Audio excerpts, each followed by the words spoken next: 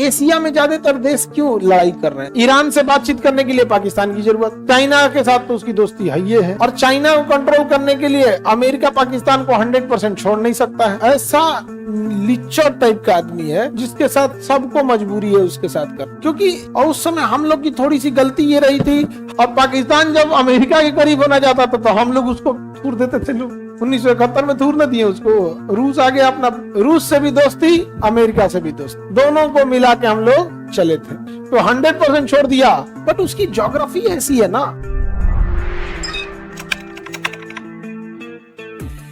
1960 और 61 का जो दशक था, उस समय भारत के प्रधानमंत्री थे जवाहरलाल नेहरू, और भारत के नीचे अंडमान निकोबार देश है इंडोनेशिया, वहां के राष्ट्रपति थे अहमद सुकर्नो।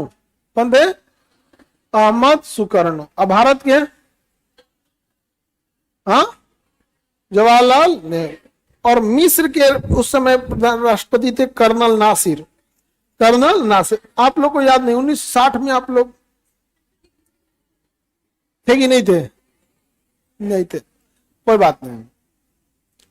तो नासिर थे, मिस्र के थे कर्नल नासिर, भारत के थे जवाहरलाल नेहरू, और इंडोनेशिया के थे Ahmed Sukarno. Ahmed Sukarno, Ahmed Sukarno. Any problem? चलिए अब हम आगे बढ़ते हैं। इसमें इन्होंने किया क्या था? और यूगोस्लाविया के राष्ट्रपति थे मार्शल टीटो। यूगोस्लाविया के राष्ट्रपति थे। इन्होंने कहा चलो पूरी दुनिया में लड़ाई हो रहा है, रूस चाह रहा है दुनिया उसकी ओर आ जाए, और अमेरिका चाह रहा है दुनिया उसकी ओर आ जाए। तो अमेरिका और अमेरिका के गुट वालों को कहा गया पहली दुनिया, और रूस के साथ वालों को कहा गया दूसरी दुनिया। समझा गया? तो Jawaharlal Nehru, marshal Tito, Ahmed Sukarno और कर्नल नासिर ने कहा कि भैया हम अगर रूस के साथ जाएंगे तो अमेरिका मार के फंसा देगा, और अमेरिका के साथ जाएंगे तो रूस फंसा देगा। और ये डायरेक्ट लड़ाई करते नहीं थे सब। जैसे भारत जैसे रूस के करीब होना चाहता था, अमेरिका पाकिस्तान से युद्ध करवा देता था, और पाकिस्तान जब अमेरिका के करीब होना चाहता था तो हम लोग उसको थूर देते थे। 1971 में थूर न दिए उसको। रूस आगे अपना 40वां बेड़ा लेकर। तो भैया कब तक ये सब चलेगा? तो इन लोगों ने क्या कहा कि हम एक तीसरा गुट बनाते हैं, तीसरी दुनिया, जो हम किसी गुट में नहीं रहेंगे। तो इसके लिए नाम दिया गया गुट निरपेक्ष। क्या नाम दिया गया? गुट निरपेक्ष। क्या नाम दिया गया? गुट निरपेक्ष। कौन सा नाम दिया गया? गुट निरपेक्ष। किसी को दिक्कत?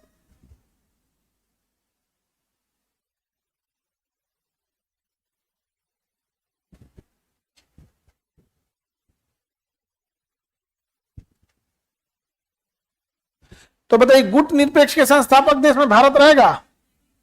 अरे भैया भारत था ही, जवाहरलाल नेहरू ने इसकी उद्घाटन किया था, आप भारत को बाहर कर दीजिएगा।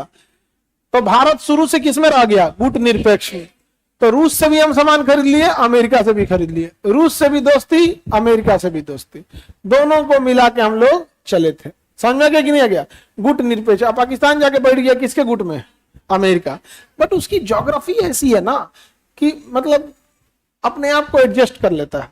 जैसे ईरान से बातचीत करने के लिए पाकिस्तान की जरूरत, चाइना के साथ तो उसकी दोस्ती है ये है, और चाइना को कंट्रोल करने के लिए अमेरिका पाकिस्तान को 100% छोड़ नहीं सकता है।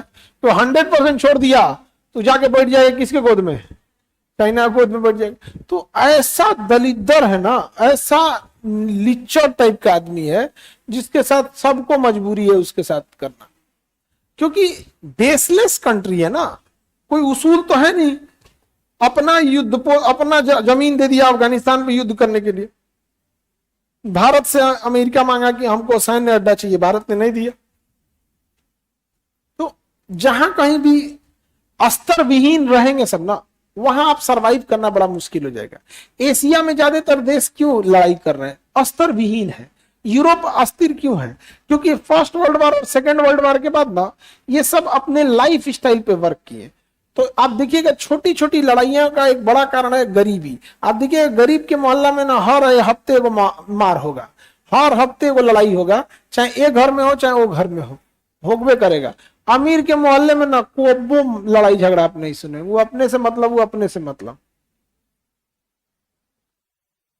तो एशिया में ना गरीबी भयानक है, तो एक उसका भी कारण है। लेकिन गुट निरपेक्ष ठीक था या नहीं? बच गए हम लोग, न तो पता चला कोनों के ओर जाते लोग दूसर का पीस के हम लोग को रद्द कर देता। समझ रहा है? किसी की ओर जाते हम लोग तो दूसरा क्या कर देता? पीस के रद्द करता। कुत्ता के जैसे उसका शकल मिलता है सर। हाँ बाबू, आगे बढ़े तो बताइए, सर्बिया की राजधानी बेलग्रेड। तो गुट निरपेक्ष सम्मेलन की पहली बैठक बेलग्रेड में हुई थी। कहां हुई थी? बेलग्रेड में। कहां हुई थी? बेलग्रेड में हुई थी। ईरान पहले पुराना नाम उसका पर्सिया था। ईरान का पुराना नाम क्या था? पर्सिया था, फारस। तो पर्सिया के राजाओं ने जाके हमला कर दिया। कहां पर? ग्रीक पर। समझे? सिकंदर के दादा तक घर और सब जरूर गया। सिकंदर अब राजा बना, कहा कि हम ना छोड़ तो, वो आके ईरान को जला दिया, पूरा ईरान जला दिया। नहीं समझ में आ गया? बहुत बहुत बदला लड़ाई उड़ाई चला है इसमें। इसमें स्पार्टा की लड़ाई बड़ी फेमस थी यहाँ। तो मेसिडोनिया कराने वाला था सिकंदर, मेसिडोनिया का सिकंदर। किसी को दिक्कत?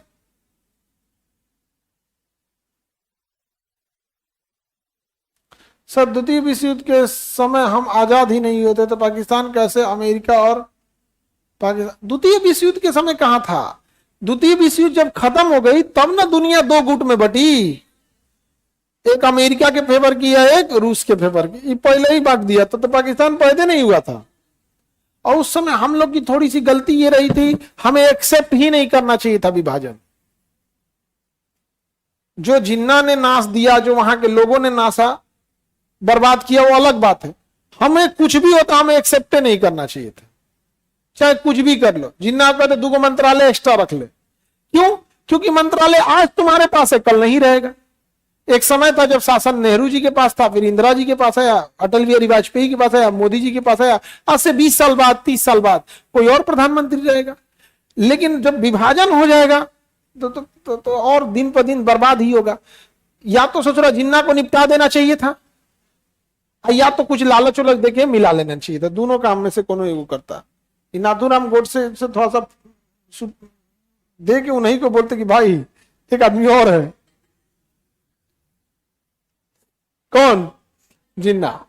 तो विभाजन करके दिक्कत हो गया। आप यकीनन मानिए ना कि धर्म की लड़ाई नहीं रहती ना तो हम लोग भी विभाजन स्वीकार नहीं करते। और नफरत इतनी भयानक हो जाती है, जो ले जा रहा तो जो, लेकिन भाग। और जिन्ना था भी बहुत बदतमीज।